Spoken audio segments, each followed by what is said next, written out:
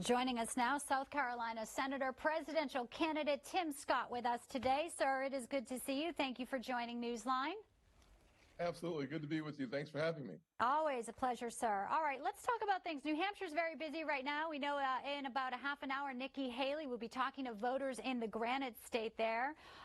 Obviously, since the debate, she's gotten a little bit of a bump in the polls. And, this is the time, I think, where a lot of folks are seeing what you're bringing to it as well. And what are your thoughts about her surge since that first GOP debate? You know, what I've been focusing on is what the American people want to hear, and especially in Iowa and New Hampshire. Being in the Granite State just a few days ago, coming back tomorrow and Friday, I'm looking forward to delivering my message about why America can do for anyone what she's done for me. We're going to focus on restoring hope, creating opportunities, and protecting the America we all love.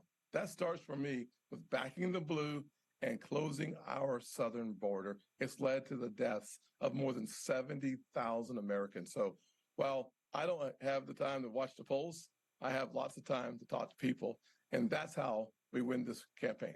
You just talked about the border, and we had Mark Morgan on talking about the children there and the humanitarian crisis, in addition to the possible national security threat. You've made a pledge to finish the border wall. What is your plan for that and a time frame for that? A lot of Americans say we have to protect our borders, not only because of the terror threat, but also because of the amount of fentanyl that is coming across, too, killing innocent Americans.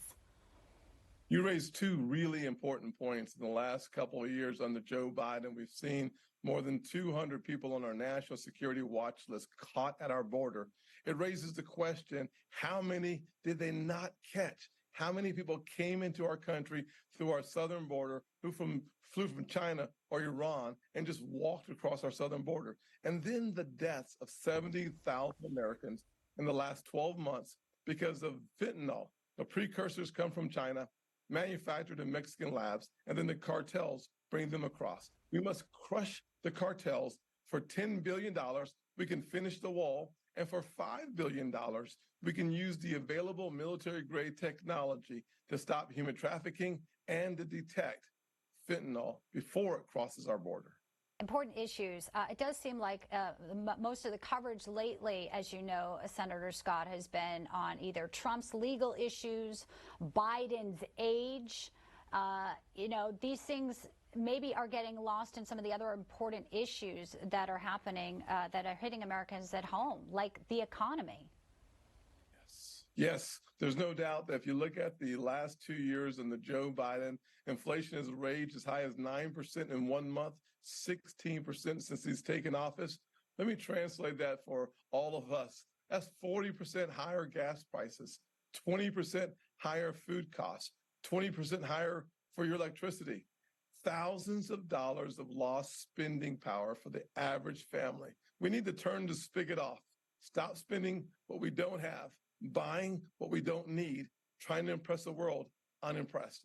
If we get back to forcing the issue of staying within our budget, and I'm not talking about a post-COVID budget, I'm talking about a pre-COVID budget. We cannot weave into the federal spending the trillions of dollars of additional spending because of Joe Biden in post-COVID America. I know you mentioned you don't focus on the polls, but it is clear Donald Trump is really crushing everyone and has been far ahead for a while. He said some really nice things about you, Senator Scott, as well. Why stay in? Why fight so hard, even though it does seem like he's running away with it?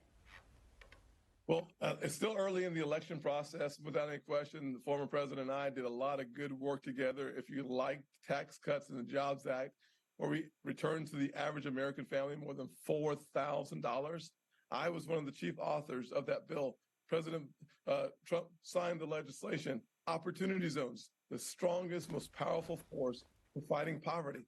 I authored that legislation, worked with President Trump to get it across the finish line. What we need is a president who not only controls our domestic economy by setting our free markets and our capitalists free, we also must have the power of persuasion so that we get independent voters voting with the GOP, the Great Opportunity Party. Without that, I don't know that we win. So my objective is to take the same success we had while we were in the majority couple that with a strong red wave, we can have a majority in the Senate, expand our majority in the House, and with me as president, I believe we could have another American century. Well, presidential candidate Senator Tim Scott, busy guy today in D.C. Tomorrow will be in New Hampshire, where Nikki Haley is today. Thanks for your time today. Good to touch base with you, sir. Thank you, ma'am.